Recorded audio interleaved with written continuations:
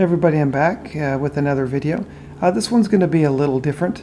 As I've stated in the past, and as probably some of you have seen as well, we've seen a real increase in the price for nicely graded vintage cards, almost to the point where you can't even look at a price guide or an online price guide and really determine what a card is worth, because people are paying such a premium for these higher graded cards.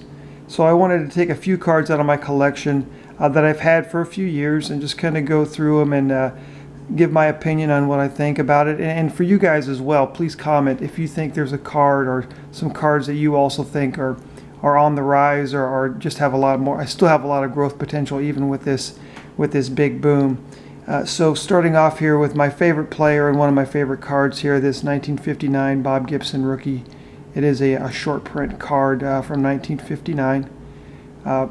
Right now, if you look at PSA.com, they have an online checklist.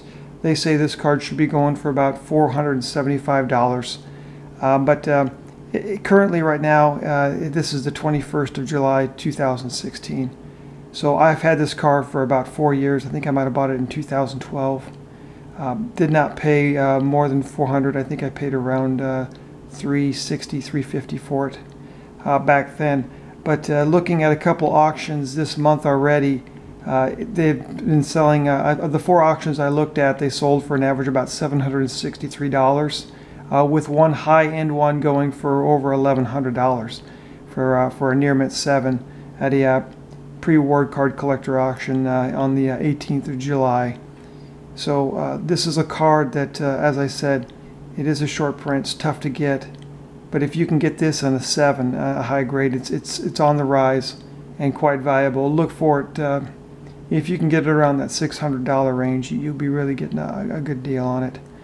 And like I said, I think it still has got the potential to increase in value over the next few years. Another popular card, I really like this one as well. This Carl Yastrzemski in a near mint 7. So looking at this one as well. If you look at the list price, it lists for about $230 on the PSA's price guide, online price guide. So in the month of July so far, we've seen about 8 of them sell for an average about $542 a card.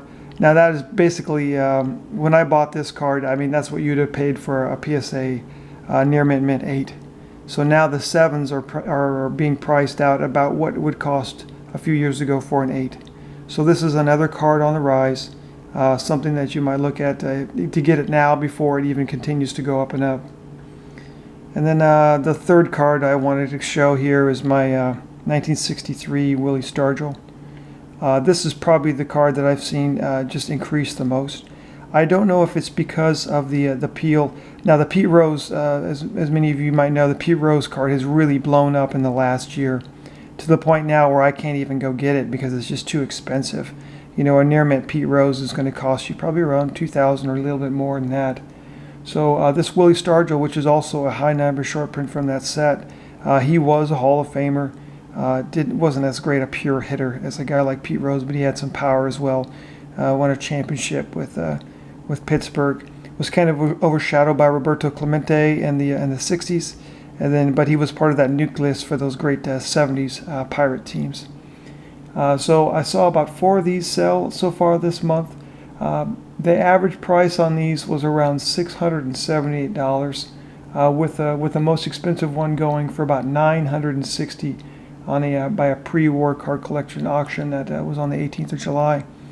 So this card only lists in the PSA book or the guide for about $250. So they have a hard time keeping up with the demand. So it's all about supply and demand. And right now, the supply is low and the demand is high for these cards, these 3 that I'm showing right here. And they're all beautiful cards. But I just wanted to show you just a little bit about 3 cards that I thought might be a good investment for people if they're still looking to jump on board before things continue to climb, if that trend continues. Everyone, please comment. What do you think about this trend with the higher prices? PSA, I think, has been a great tool for people like me who don't have the ability to buy cards in person and to have that third-party grader give you an idea of what you're getting before you order it on eBay or online is vital for guys like me who don't live in an area where there's a lot of card shows or a lot of cards in hand. But at the same time, we've seen like an 8, like it's very subjective sometimes with how these cards are graded. I think PSA does a great job. I think they're the best in the business. But looking at some cards, the difference between an 8 and a 7 is so minuscule, yet the price is almost double or triple the price for some of these old vintage cards. So let me know what you think, if PSA is a good thing, or if you think that grading is a good thing. And then also let me know if you have any cards that you think that are really just blowing up here, some of these vintage cards that you think would be a good idea for the viewers to go out and get now before they go up even more. All right, everybody, thanks again for your time, and I'll talk to you later. Bye.